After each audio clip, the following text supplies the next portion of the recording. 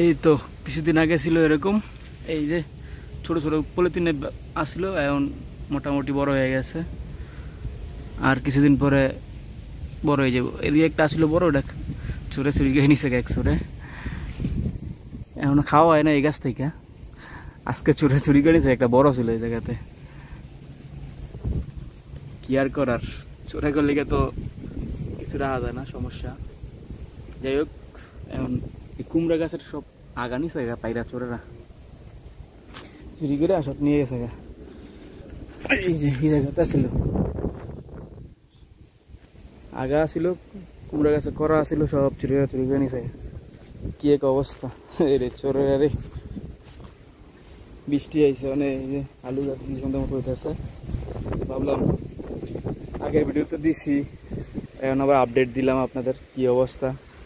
আর বান তুফান মানে ঝড় বৃষ্টিতে সমস্যা হইতেছে আর কি।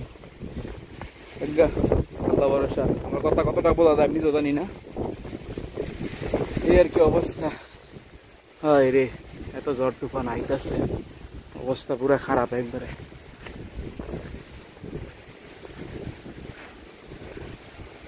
যাই হোক, আজকের জন্য ভিডিওটা শর্ট একটা আপডেট দিলাম।